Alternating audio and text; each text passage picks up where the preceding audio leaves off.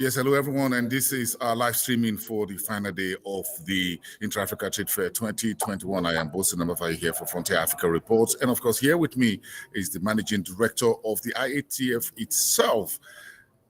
Let's get a few words from her in terms of how the week-long event had been, what it took to get all the way down to Durban despite the pandemic over the last 1 year and host a successful event. Good evening, madam. Thank you, Bosun. This is kind of impromptu, Yes, but anyway. exactly. Well, today is not the last day, first of all. The last day is on Sunday. Yes, But today, with the briefing. No, today is the Connect Summit, the creative. Today and tomorrow is for the creative. So we're putting a lot of focus on the creative economy and the creative industries, film, music, fashion, arts and crafts, and even sports. But it's been a long journey in a sense. I won't say long, but we really started active preparations in the last few months when we moved the venue from Kigali to Durban. And we just went on road shows to just, in a sense, get people prepared. Because there was also that issue of whether is it holding. South Africa was on high alert for COVID. Yes. It's even going to, the uncertainty associated with the event.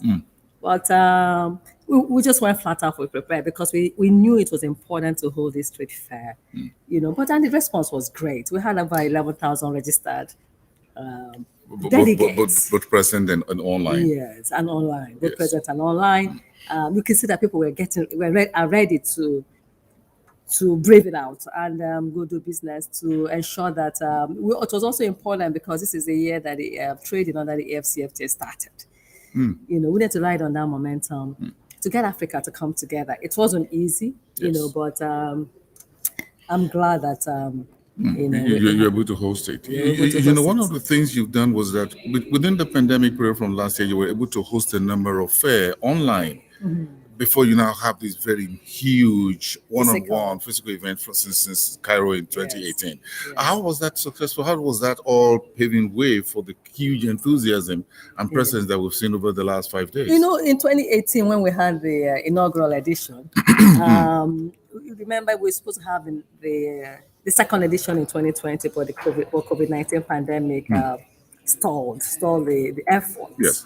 But what we did was that because we'd already launched the IATF virtual platform, we continued to, that was new normal at the time. We continued to engage, but we also found out something in a sense is that while the, especially the Asian community took advantage of the IATF virtual. Okay.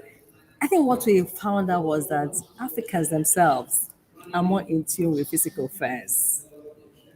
So if you go to the virtual, you're going to see more Koreans and Chinese, oh, really? And the Africans wanted to, physical. So it was important to have that hybrid, So it tells you about the dynamics of Africa. Interesting, Kanayo, that we're going to Côte d'Ivoire. I know you're sure for that you want to go for the event happening there. The one with Mr. President is there already. So are you looking forward to the road to Côte d'Ivoire in 2023?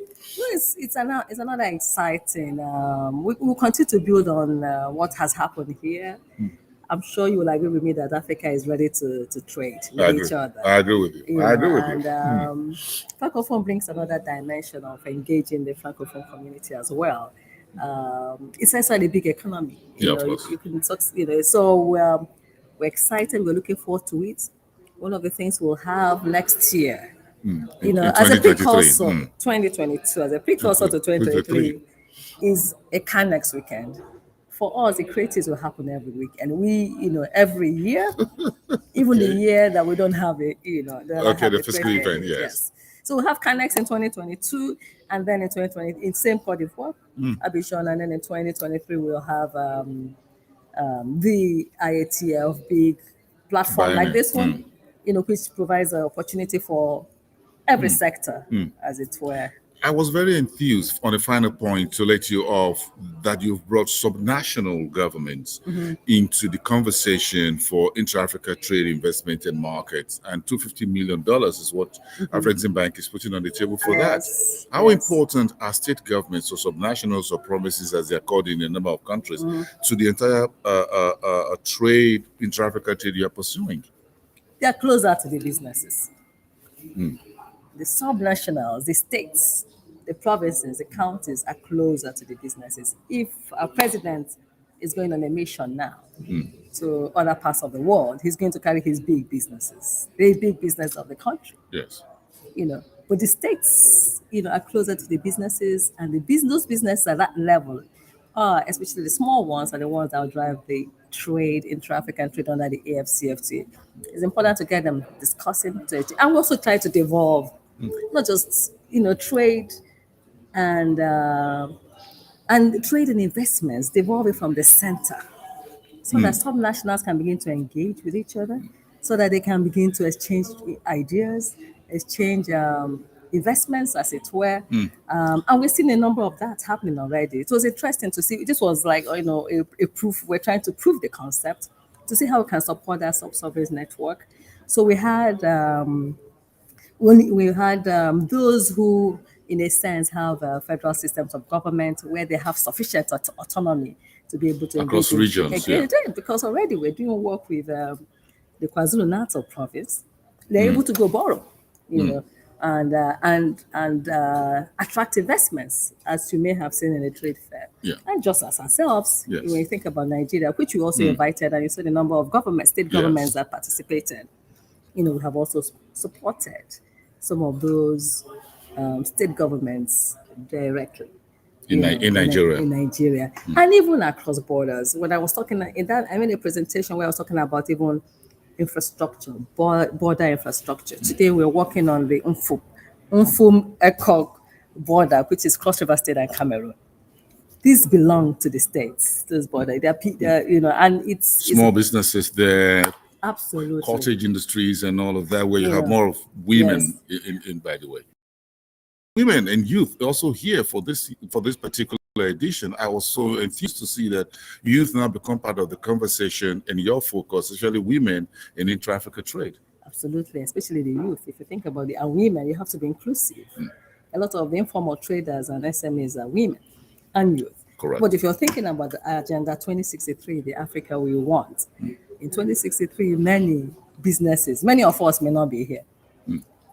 But you're going to leave a generation of people who will actualize and live those dreams that we set for ourselves. A prosperous, peaceful, and Africa that can take its place in the Committee of Nations of Industrial Nations. Look, I would say congratulations once again. When you first did the first one in Cairo 2018, I'm sure you were looking at, will this really succeed?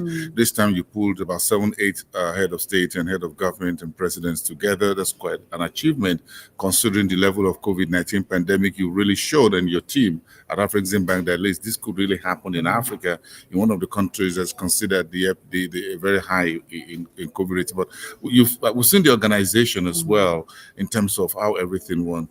Let me just say thank you very much and congratulations once again. Thank you for having me. Thank you so much. Kana Yawan, the managing director of the Intra-Africa Trade Fair. And she's been talking to us. Quite a whole lot of conversations have gone on today, which is the end of the week. But as Kanayo said, it's not the end of the AfCFTA, the Creative Art Nexus, which is CANEX, which was formally launched today. Afreximbank has about $500 million on the table to bring in the entertainment, the creative industries across Africa into the bigger conversation. So the whole AfCFTA and intra-Africa trade, and to just piggyback a bit into what Wamkele Mene, the Secretary General of the AfCFTA Secretariat, says at the press conference a couple of hours ago here in Durban at the ICC Center, talked about the AfCFTA program is not just for multinationals in Africa. It's for the small and medium enterprises.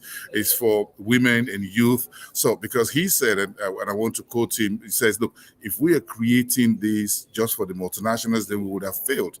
The whole idea is to take the whole AfCFTA from that top level to the bottom of the pyramid, and that was what Kanayo just alluded to, that the getting intra-Africa trade and investments to be like China, in which the country in China, according to Wamkele Mene, spent the last 40 years working on what you call the competitiveness of the Chinese economy from the inside. So the whole idea is that moving forward, the AfCFTA is also to improve the competitiveness of African economies, the competitiveness of the local industries, what in cottage industries and whatever, trying to make sure that African economies have all it takes to produce goods and services within their own borders and across borders, then begin to trade in a very big way. So Wamkele Minister told the media this afternoon that yes, the continent within the next 30 to 40 years could actually be in a position where China really is today, and he was very confident that this could really be achieved over the next few years. Right now, you have about 39 countries, according to him, that are ready to trade. There are a few issues, according to the AfCFTA Secretary General, that has to be dealt with. The rules of origin. He mentioned quite about 4 countries are already up and ready to go as far as customs procedure is coming: Kenya, South Africa, Ghana, and Egypt. Then one very particular point that Wamkele Mene also raised has to do with the digitalization of the customs procedures, which he says will happen early 2022 to ensure that there is a single platform upon which the entire customs protocol and procedures across the continent will be available for anyone who wants to do business with Africa and African countries within themselves. So it's been quite a very interesting week so far, Monday to Friday. There's a whole lot more is happening in the entertainment, creative industry between now and the weekend and Sunday, before the event will be formally round off in a manner of speaking. But of course, we'll keep bringing everyone up to speed here at the event. For today, the 5th day of the Inter-Africa Trade Fair, I am Bosun Amofaye here in Durban. Thanks for watching, and I will see you next time. Bye for now.